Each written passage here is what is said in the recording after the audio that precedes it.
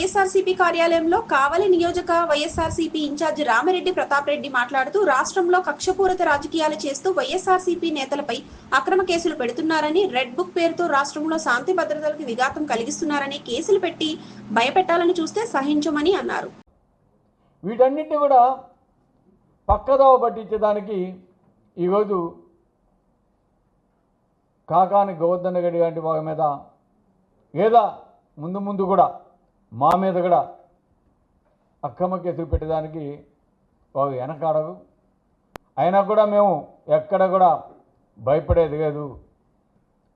తెలుగుదేశంకి ఓటేసి తప్పు చేశాం, తెలుగుదేశం ఇచ్చిన హామీ నమ్మి జగన్మోహన్ రెడ్డి గారికి అన్యాయం చేశాం అని ఈరోజు పేద ప్రజలు ఏ విధంగా పశ్చాత్తాపడుతున్నారో అర్థమవుతోంది గ్రామాలకు పోతే. కాబట్టి ప్రజలు అంత అమాయకులు కాదు.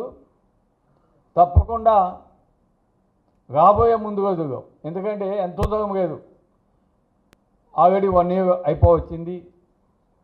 ఇంకా 2027 కావచ్చు లేదా 28 కావచ్చు, జమిలి ఎన్నికలు కూడా వచ్చేదానికి అవకాశాలు ఉన్నాయి. కాబట్టి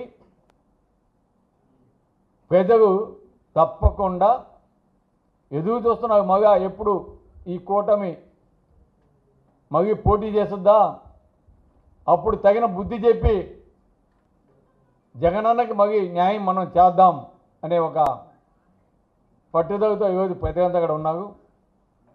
కాబట్టి ఈరోజు మీరు చేస్తున్నవి మీకు మగి రిపీట్ అవుతాయి, గుర్తుపెట్టుకోండి.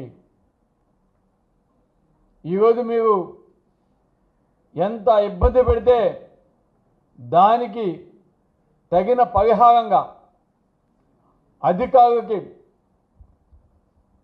ముఖ్యంగా అదేవిధంగా నాయకులకు కూడా మేము చెప్తా ఉన్నాం, అల్టిమేటం ఇస్తూ ఉన్నాం. తప్పకుండా అనుభవిస్తారు. ప్రభుత్వానికి భయపడో లేదా మీరు అభిమానంగా ఈరోజు మా నాయకుడు కార్యకర్త మీద ఈ విధంగా దొంగ కేసులు, తప్పుడు కేసులు, భయపెట్టాలని చూడటం, ఇవన్నీ చేస్తే రాబోయే ముందు రోజు అవి మీకు శాపాలుగా మారతాయి.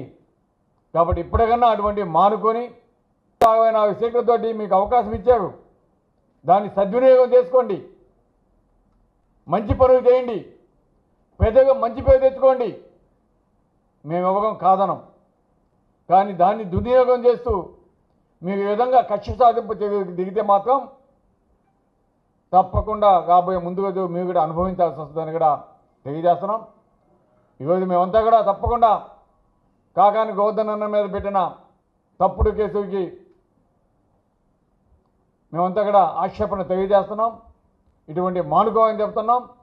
అన్నకి అండగా ఉంటాం, దేనికైనా మేము సిద్ధంగా ఉంటామని మీ అందరికీ తెలియజేసేదానికి ఈరోజు ఈ ప్రెస్ మీట్ కూడా పెట్టడం జరిగిందని తెలియజేస్తూ సహకరిస్తున్నాం. Thank you much.